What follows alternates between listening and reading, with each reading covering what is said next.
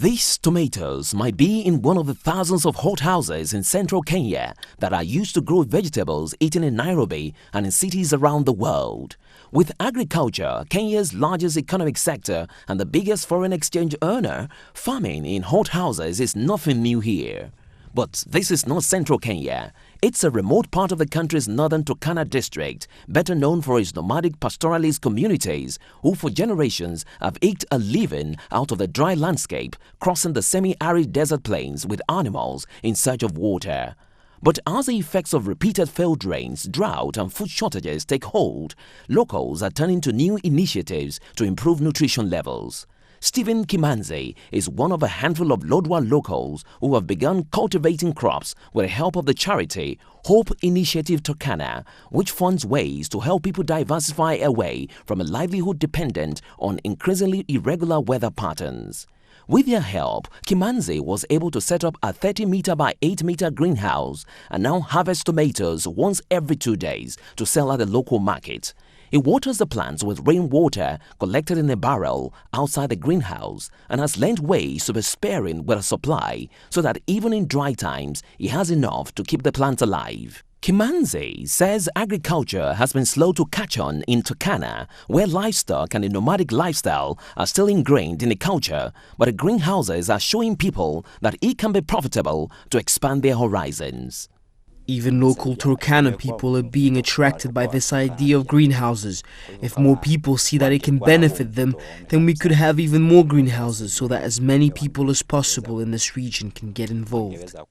Currently, demand is still outstripping supply, and Kimanzi and other greenhouse owners say they have no trouble shifting stock at the local market.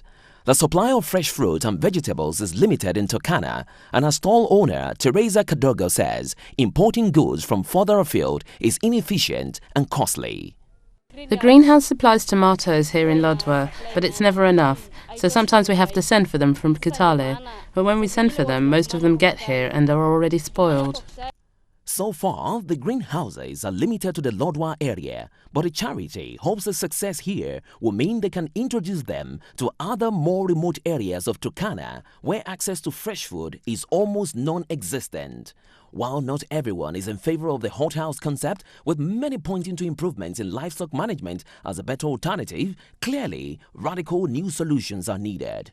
Turkana was one of the places in Kenya was impacted by the devastating drought that reached its peak in the Horn of Africa in July and August this year, causing 3 regions of neighboring Somalia to be declared farming areas. Speaking in Kenya's capital, Nairobi, recently, Mithika Unwenda, coordinator of the Pan-African Climate Justice Alliance, explained that climate change was having a devastating impact not just on the crucial agricultural sector, but on other parts of the economy too. An impact on agriculture, which is the mainstay of the African economy. It has a serious impact on water. It has a serious impact on all livelihoods support activities in Africa.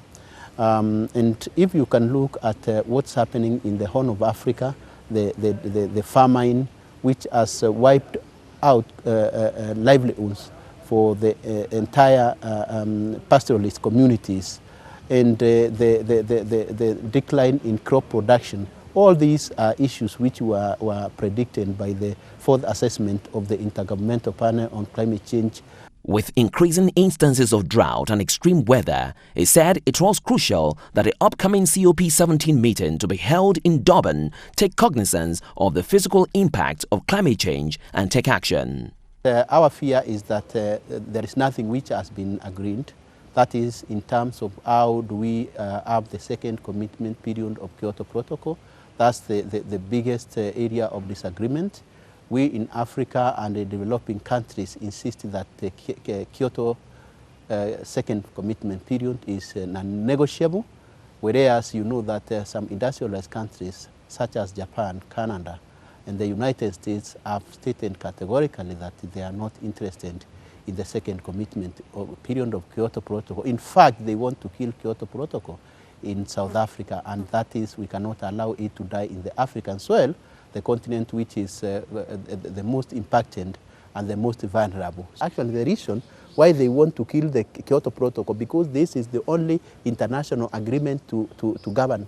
And now the tragedy is that the international community is not rising to the occasion and saying, yes, let us address climate change as science demands.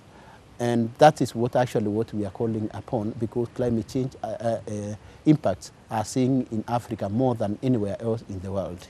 But whatever happens in Durban, countries like Kenya are determined to forge ahead, looking to new technologies, not just in agriculture, to help ameliorate the impact of changing weather on people and on the land. The government has begun investing heavily in alternative energy sources like wind and geothermal power in an effort not only to move away from carbon-heavy fossil fuels, but also in an attempt to be practical.